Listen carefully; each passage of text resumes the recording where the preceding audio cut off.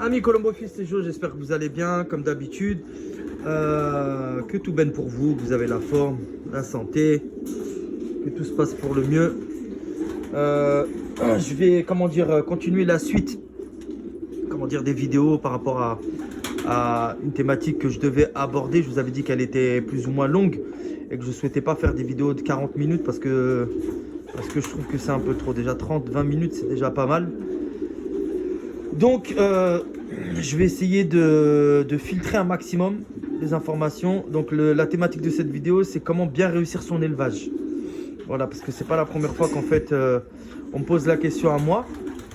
Donc, comment bien réussir son élevage. Il y a un amateur qui n'a pas du tout même réussi à coupler ses pigeons. Il n'a pas réussi, donc il m'a posé certaines questions.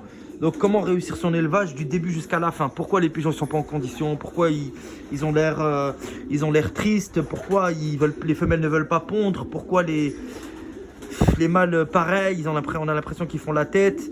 Donc voilà, donc moi j'ai vu en fait les pigeons, j'ai vu le colombier, donc j'ai eu des éléments quand même pour pouvoir répondre à cet amateur. Donc je vais les donner comme ça va servir à un bon nombre de colombophiles qui seront peut-être confrontés à ce que je vais dire, et afin que vous puissiez corriger le tir.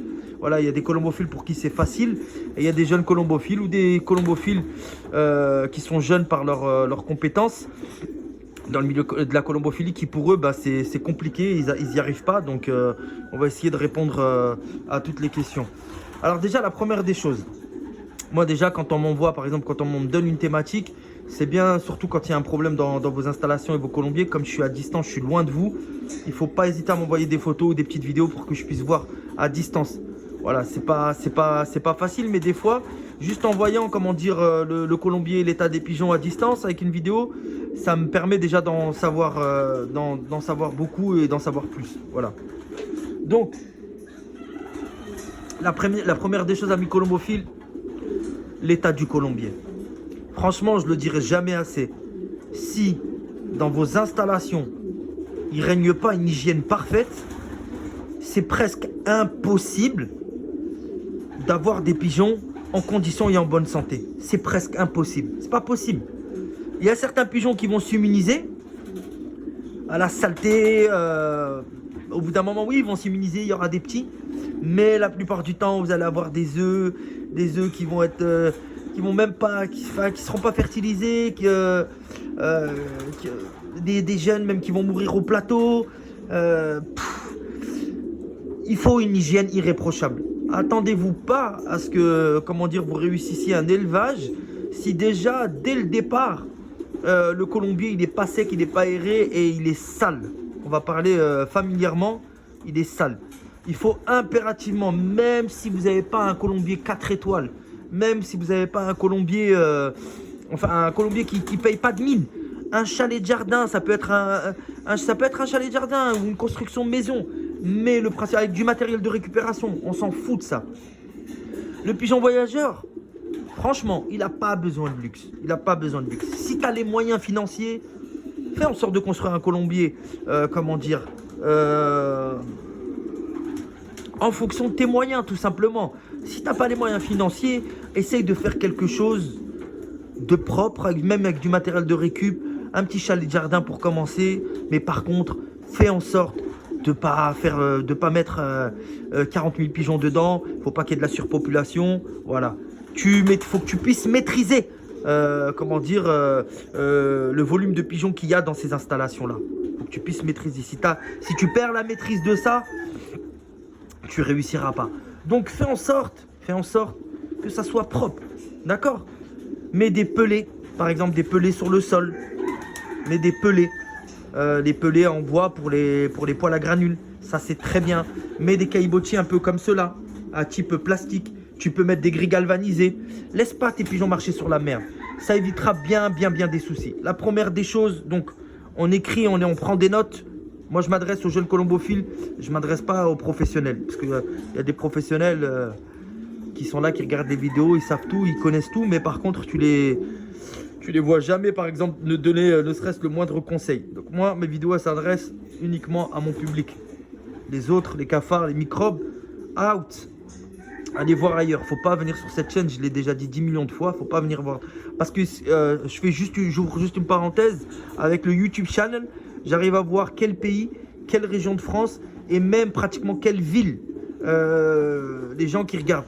Donc tu sais, les gens même de mon département, de ma région, tout ça, je vois qui c'est qui regarde. Et je connais les gens en fonction de où ils habitent. Je sais qui regarde mes vidéos. Voilà. Bref, comme ça au moins ils sont au courant.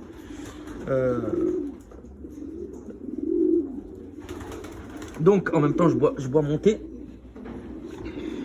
Donc première des choses, je pense que c'est compris pour tout le monde, l'hygiène. Ensuite, la deuxième des choses, la vaccination, amis colombophiles. La vaccination contre la maladie de Newcastle, la paramyxovirose, elle est importante et elle est obligatoire. La paramyxovirose, maladie de Newcastle, elle est obligatoire. Tu ne peux pas ne pas vacciner tes pigeons chaque année. Chaque année, tu ne peux pas ne pas vacciner tes pigeons. Beaucoup d'amateurs colombophiles commettent une erreur. Une grosse erreur. Une grosse erreur. Ce qu'ils font, c'est que certaines sociétés commandent par exemple un flacon de 500 doses. Et alors, ce qui se passe, moi je l'ai déjà vu de mes propres yeux. Le premier colombophile, il va vacciner, il va l'ouvrir, il va le mettre au frigo. Ensuite, il va donner rendez-vous à un deuxième colombophile qui vient récupérer le vaccin qui a déjà été ouvert. Il lui dit, tiens, tu passes, tu vaccines tes pigeons. Voilà, tiens, je te le passe, tu vas vacciner tes pigeons. Ensuite, l'autre, il va le mettre au frigo. Le deuxième, il appelle le troisième. C'est pas bon de faire comme ça. Ou sinon, il y en a, ils se donnent rendez-vous au local. Pierre, Paul, Jacques, Charlie et Jaco, ils viennent, ils se donnent rendez-vous avec des paniers. Ils vaccinent tous leurs pigeons. Et tout le reste du vaccin, c'est mis au frigo. Ils disent, on vaccinera les pigeonneaux après. Sachez une chose, amis colombophiles, pas quand vous faites ça, c'est comme si vous vaccinez avec de l'eau après. Le vaccin, ça fonctionne pas, ça. Ce système-là ne fonctionne pas. Ça veut dire qu'à partir du moment où tu ouvres le vaccin, il faut qu'il soit entamé le jour même. Il y a beaucoup de gens qui commettent cette erreur-là. Une fois que tu as ouvert le vaccin, c'est terminé, finish. C'est pas la peine de remettre au frigo, dire je veux vacciner mes jeunes ou avec. Et puis il y en a même qui vont être derrière leur écran d'ordinateur, ils vont dire oui, mais nous on a l'habitude de faire ça, on n'a jamais eu la paramyxovirose. Jusqu'au jour où. Prenez pas ce risque-là. Ça, c'est les radins qui procèdent comme ça. Tu sais, les radins, ils disent ah putain, il reste encore des doses et tout ça. Mais non, on a l'habitude de vacciner. Plus tard dans la saison, on n'a jamais eu de la paramyxovirose. Moi, personnellement, attention. Moi, je vous donne mon avis personnel et l'avis de Benoît qui est veto. Ne faites pas ça. Tu ouvres ton vaccin, tu l'utilises le jour même. S'il reste des doses, poubelle.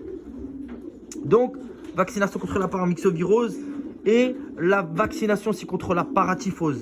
Paratyphose égale salmonellose. D'accord? Ça, c'est méga important. Les symptômes de la salmonellose et de la paratyphose, ce sont des œufs noirs, beaucoup d'œufs clairs, des pigeons qui boitent, un mal d'aile. Des fois, vous avez des espèces de grosses, c'est des boules qui viennent aussi à l'aile, énormes. Elles sont remplies de pus et ça crée comme un abcès en fait. Il y a un gros abcès qui vient sur l'aile. Voilà, donc ça, c'est les symptômes. La boiterie, le mal d'aile, les œufs noirs, les œufs clairs. Ça, ce sont, comment dire, des problèmes donc de salmonellose. Voilà, donc faites attention, amis colombophiles. Soyez sérieux au niveau de vos vaccins.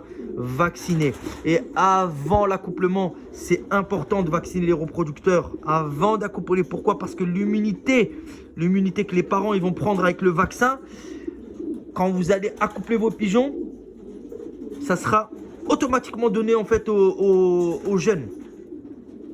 Il y aura moins de risques en fait d'attraper la paramyxovirose. Il y en a qui commettent l'erreur, je ne sais pas qu'est-ce qu'ils font, ils vaccinent même pas leurs pigeons avant d'accoupler. Ils vaccinent plus tard dans l'année ou ils attendent de vacciner les jeunes après. Après, chacun est libre de faire ce qu'il veut, mais en tout cas, nous, personnellement, on ne fait pas ça. Moi, je vous donne, comment dire, ma ligne de conduite à moi. Il y en a d'autres, ils attendent après que les jeunes ils soient sevrés, ils vaccinent les jeunes avec les parents. Bon, après, chacun est libre de faire ce qu'il veut, mais en tout cas, nous, on ne procède pas comme ça. Nous, on fait en sorte que l'immunité qu'on va donner, en tout cas, on veut donner une forme d'immunité aux parents avant qu'ils soient vaccinés, comme ça, on est tranquille. Déjà, même le vaccin de la salmonellose, il doit être fait avant la reproduction. Pourquoi? Pour éviter justement tout ce que j'ai énoncé juste avant, les œufs clairs, etc., etc. Ensuite, pendant cette période de vaccination, il y a une cure de 10 jours. Moi, je la fais pour ma conscience. Pour ma conscience, c'est un traitement qui est à large spectre, qui peut être commandé chez des vétérinaires uniquement si tu es client, si tu fais des analyses de fientes et qu'il y a un contrôle veto. C'est un traitement avec du Baytril qui est à large spectre. Tu donnes ça 10 jours par an à tes pigeons. Franchement, ça élimine pas mal de virus et de maladies. Par contre, il faut être client dans un cabinet vétérinaire. Tu peux pas appeler un cabinet vétérinaire et dire je veux du Baytril. Ça se passe plus comme ça, c'est plus comme avant. Un veto qui te vend du Baytril comme ça sans avoir consulté tes pigeons, sans avoir fait des analyses ou quoi, pour moi, il est dans l'erreur totale. Il n'a pas le droit normalement. Ils n'ont pas le droit. Donc il y en a qui appellent des fois Benoît et disent on veut du Baytril, c'est pas comme ça que ça marche. Surtout des gens même de ma région, des fois ils appellent et tout ça. Et ils disent on veut ça. Non. C'est pas comme ça que ça marche. C'est pas comme ça que ça marche. Donc après la cure de Baytril, on détoxifie toujours le foie avec du Cédocol. D'accord? Le Cédocol, il est important pour détoxifier le foie. Quand il y a une cure d'antibiotiques, on détoxifie le foie, on détoxifie l'organisme. Parce que des fois, les cures de médication, elles peuvent être lourdes aussi pour les pigeons. Donc c'est important de donner du punch. Et moi, je rajoute toujours de la naturaline et de l'herbolane. Ça, je l'ai déjà dit plusieurs fois, mais là, je fais un rappel global. Comme ça, vous allez avoir tous les éléments. Surtout, prenez des notes si vous êtes intéressé par cette façon de faire. Si vous n'êtes pas intéressé, vous notez pas. Ensuite, les traitements qu'il faut faire avant la couvaison. Les traitements qu'il faut faire avant la couvaison. Traitement contre les vers. 1 jour de Capizol, 15 ml par litre d'eau. Vous pouvez utiliser d'autres produits vétos. Nous, on utilise Capizol, c'est pour traiter les vers. Suivi de ça, 2 jours de Cédocol avec herbolane et naturaline. 15 ml par litre d'eau de Cédocol, de naturaline et de herbolane. Et le Cédocol, la dose, elle est sur la bouteille, je ne l'ai pas en tête. D'accord? Donc les vers, c'est fait. Ensuite, vous faites la coccidiose. La coccidiose avant la ponte de vos reproducteurs. Coccidiose, 3-4 jours de Bicox. Vous traitez la capizole, vous suivez pareil, traitement, vous détoxifiez le foie, Cédocol, herbolane, naturaline. Ça marche? Et ensuite, le seul traitement qui peut être fait sur couvage, c'est la trichomoniase avec les voies respiratoires. Quand vos pigeons sont sur couvage, vous leur donnez un traitement contre la trichomoniase et contre les voies respiratoires. Comme ça, la cure, elle est complète. Juste, j'ai oublié, pardon, avant la trichomoniase et les voies respiratoires, ce qui est bien, c'est les champignons. Faites les champignons. Je me suis trompé hier dans le direct. C'est pas avec Matrix, c'est avec Fonji. Vous utilisez Fonji de Schroeder-Tolissan ou éventuellement un autre produit qui fait les champignons. Utilisez Fonji. Il va traiter les champignons. Faites-le comme ça. Là, vous avez une cure complète. Vos pigeons, ils sont traités contre toutes les différentes maladies. Et surtout, pensez bien à nourrir vos pigeons. Voilà, nourrissez-les bien.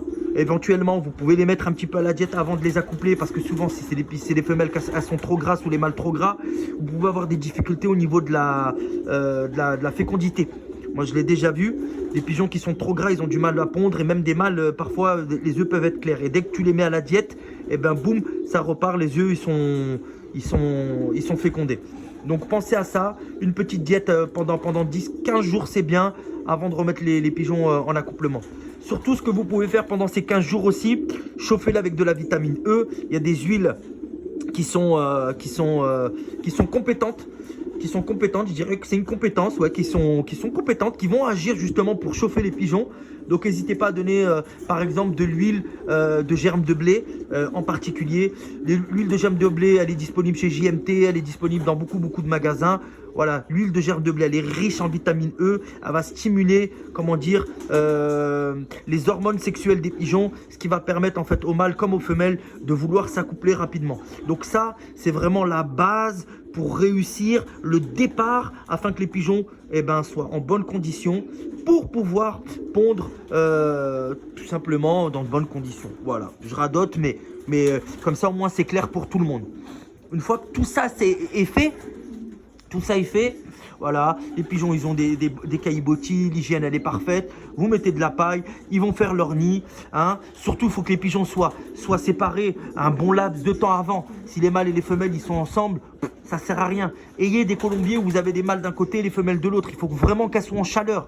Voilà, il faut un colombier lumineux aussi. S'il n'y a pas de lumière, vous allez avoir moins de, de facilité à faire reproduire vos pigeons. Donc pensez à la lumière, pensez à l'air. Il faut vraiment que les pigeons soient en bonne santé, dans un colombier tip top et que les pigeons soient vraiment bien traités.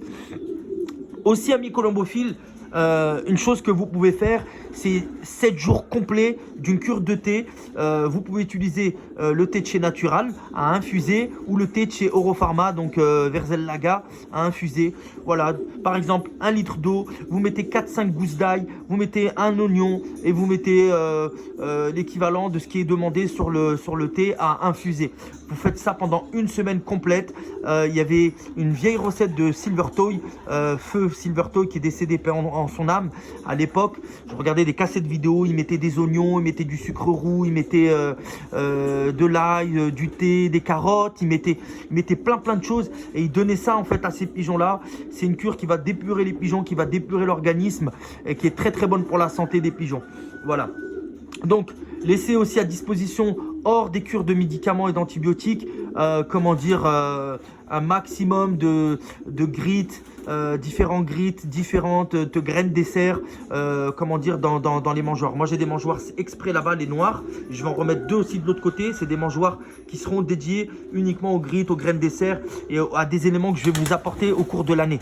Voilà, j'essaie de vous donner au compte-gouttes. Voilà, comme les vidéos, elles sont de retour. Au compte-gouttes, je vais vous donner plein d'informations. Donc, profitez de ces informations si vous voulez progresser. D'accord. Qu'est-ce que je peux vous donner d'autre comme info? Voilà. Ce qui est bien aussi, c'est que le grit, il va fortifier les coquilles d'œufs pour la reproduction quand les femelles et les mâles vont s'accoupler. Donc, elles ont un aide qui est assez important. Donc, n'hésitez pas donc à en mettre à disposition, mais hors traitement antibiotique. Après, au cours de la semaine, ce qui est bien d'utiliser, c'est tout ce qui est vitamine B12, des vitamines, en fait, un traitement avec des vitamines, un complément alimentaire, à base de vitamines. Moi, ce que j'aime bien utiliser, par exemple, au cours de l'année, c'est VitaForce. VitaForce qui est disponible au cabinet vétérinaire de chez Benoît. D'accord, c'est une bouteille, il y a du fer, il y a de l'iode, il y a du calcium, du magnésium, il y a plein de vitamines. Franchement, c'est une très bonne vitamine. C'est des bidons de 250 ou 500 ml. Ça dure longtemps. Ça s'appelle VitaForce. N'hésitez pas à le demander à Benoît. Ça, vous pouvez le donner à vos pigeons toute l'année. Un produit aussi qui est bon aussi à donner, à vos reproducteurs et à vos voyageurs, c'est Fortavita de chez Travipharma. Franchement, pour la condition, pour avoir des pigeons vraiment sains et en bonne condition, je vous conseille vraiment le Fortavita et le VitaForce. Et puis après, il y a bien évidemment aussi l'élixir de santé que je fais à base d'oignons, à base de miel, de citron et de vinaigre de cidre de pomme, à mettre aussi dans l'abreuvoir pour permettre aux pigeons d'avoir aussi une très bonne condition.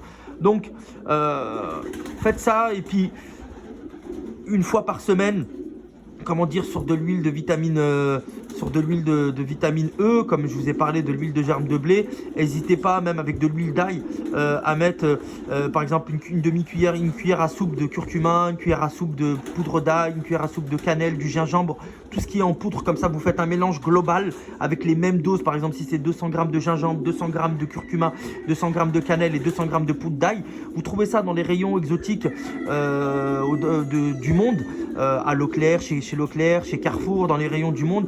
C'est des sachets en général de 100 grammes, 150 grammes, ça dépend en fait des marques. Et vous mélangez les mêmes quantités, vous mélangez tout ça même avec de la levure de bière et du vita minéral. Vous faites carrément un pot où vous mélangez poudre de gingembre, poudre de curcuma, poudre de cannelle, poudre d'ail, poudre de levure de bière et poudre de vita minéral, poudre rouge. Vous mélangez tout ça les mêmes doses et vous donnez une cuillère à soupe avec un mélange d'huile. Vous pouvez utiliser de l'isiocate, de l'huile de noix. Il y a des bonnes oméga en tout cas qui sont riches pour le plumage, pour avoir un plumage soyeux.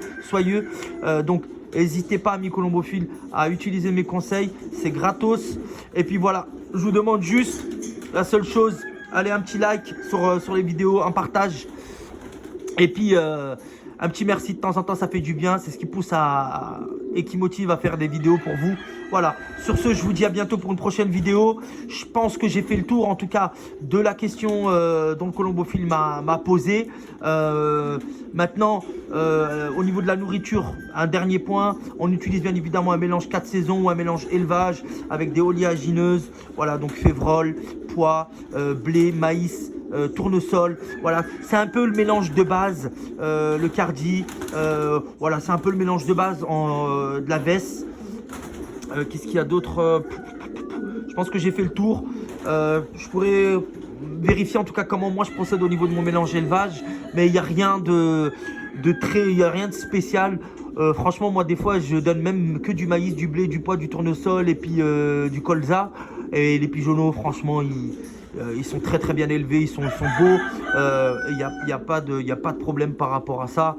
Un petit bain une fois par semaine aussi, hein, pour voir comment vos pigeons sont en condition.